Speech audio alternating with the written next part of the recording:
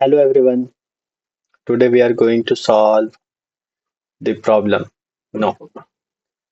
Today we are going to discuss a topic called controlled form and uncontrolled form in React or just controlled and uncontrolled component in React. आखिर ये controlled और uncontrolled component होता क्या है? तो let's see. First go to the code base. Okay, this is the template. I am going to use it. इसमें मैंने tailwind setup करके रखा हुआ पहले से ही. So let's go and okay, I am going to use this code from the ChatGPT for the demonstration. Okay, let's copy it. Control C and then here Control V.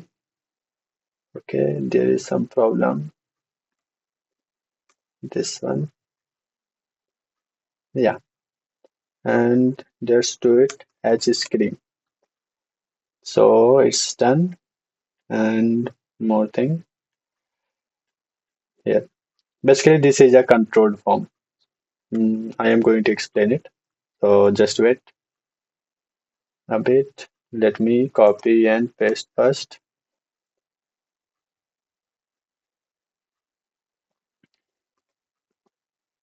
Okay, use state import करते हैं. Let's run first. pm run dev.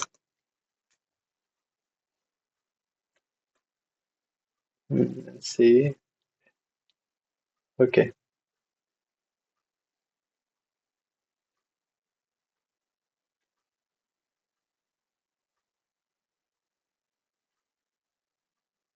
Okay. This is the form. तो controlled form और uncontrolled form क्या होता है? सबसे पहले controlled form क्या होता है? What is controlled form? तो basically controlled form is a form in which we uses the React state variable to control the form elements. Simple जिसमें कंट्रोल कंपोनेंट वो कंपोनेंट्स होते हैं जिसमें कि हम रिएक्ट के वेरिएबल या फिर रिएक्ट स्टेट बोलो उसका यूज करते हैं किसी भी इनपुट फील्ड या फिर फॉर्म के किसी भी एलिमेंट को कंट्रोल करने के लिए. कंट्रोल करने का मतलब हो गया कि उसके डेटा को एक्सेस करने के लिए. तो कंट्रोल फॉर्म में क्या होता है कि हम सबसे पहले तो इनपुट फील्ड में वैल्यू देते हैं जो कि हमारा होता है स्टेट वेरिएबल होता है. फिर उसमें एक ऑन चेंज फंक्शन होता है जिससे कि हम उस स्टेट का वैल्यू को अपडेट करते हैं. That is, we use the onChange function to update the state variable. So let's see this example. Okay, in here first we define a name state variable, React state variable. Okay, and here we are giving it value as name, and then on change we are doing set name e dot target dot value. यहाँ पे ये हम लोग क्या कर रहे हैं कि जब भी टेक्स्ट इनपुट में टेक्स्ट चेंज होगा तब तब हम स्टेट वेरिएबल को अपडेट करेंगे उसके वैल्यू से. ठीक है, तो ये रियल टाइम में वेल सिंक्रोनाइज्ड रहेगा हमारे इनपुट के साथ. हमारा स्टेट वेरिएबल का जो वैल्यू होगा वो वेल सिंक्रोनाइज्ड रहेगा. ठीक है, तो let's see is it working. तो ऐसे dvoy devoy @gmail.com and let's do submit. Submit करने पे हमें वैल्यू मिल रहा है devoy and devoy@gmail.com. ठीक है, तो यहाँ पर हमें तो दिख रहा है कि हम स्टेट वेरिएबल का यूज कर रहे हैं इनपुट का वैल्यू लेने के लिए. तो यही है कंट्रोल्ड कंपोनेंट. इसमें एक फायदा भी होता है कि ये हमेशा हम जब चाहे तब इस वैल्यू का एक्सेस कर सकते हैं और उस पे वैलिडेशन लगा सकते हैं या फिर उस पे कुछ मॉडिफिकेशन भी कर सकते हैं रियल टाइम में. Let's see this. It will be a see as we changing the name, our form heading is also changing.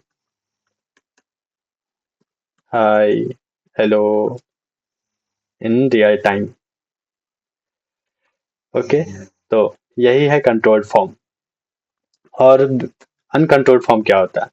तो अनकंट्रोल्ड फॉर्म एक ऐसा फॉर्म होता है जिसमें हम रिएक्ट स्टेट का यूज नहीं करते किसी भी फॉर्म एलिमेंट को कंट्रोल करने के लिए। तो सिंपली वहां फिर कंट्रोल कैसे होता है वैल्यू? तो वहां जो वैल्यू होता है वो कंट्रोल होता है by internally by the DOM, that is domain object manipulation. Okay, तो अगर हम डोम को एक्सेस करना चाहते हैं, मीन्स अगर हम अनकंट्रोल फॉर्म में वैल्यू लेना चाहेंगे तो कैसे लेंगे? चलो वो देखते हैं। Let's make it uncontrolled form first. Okay, comment this thing and then controlling these two things and these two things. No, this form is no uncontrolled form. Okay, तो अब यहाँ पे हम अगर वैल्यू लेना चाहे तो कैसे लेंगे? तो डोम को एक्सेस करने के लिए हम लोग यूज करते हैं यूजरेफ का। तो let's define useRef reference variable. तो हम यहाँ पे दो रेफरेंस वेरिएबल बनाएंगे। Const name ref is equal to use ref and इसको नल दे देंगे। ओके, इसको इंपोर्ट भी कर लेते हैं, कंट्रोल से कंट्रोल भी। अब इसको ईमेल रेफ कर लेते हैं, ईमेल रेफ, ईमेल रेफ। ओके, अब हमारा दो रेफरेंस वेरिएबल बन गया है। अब इनको दोनों, इसको दोनों इनपुट से रेफरेंस कर देते हैं। तो रेफरेंस करने के लिए यूज करते हैं हम लोग ref and give it name ref and then for email ref give it email ref. अब हमारा दोनों इनपुट जो है वो रेफरेंस हो चुका है। So we referenced both the inputs to the useref variables. So now, at the time of form submit, how we gonna access this value? This value. So to access this value, we are going to use nameref dot current dot value, and same for email ref dot current dot value. So here now let's see the voy and email. Type something just randomly and then submit. See, we are getting the value, okay, by using useref. But here is the difference between controlled and uncontrolled thing. Let's see. If we do name ref dot current dot value, तो क्या होता है? क्या हमें जैसे उसमें मिल रहा था हेडिंग में वैल्यू चेंजेस के साथ, वैसे ही इसमें मिलेगा या फिर नहीं? तो सी, नथिंग हैपनिंग। हमें हेडिंग में इसका वैल्यू मिल नहीं रहा है।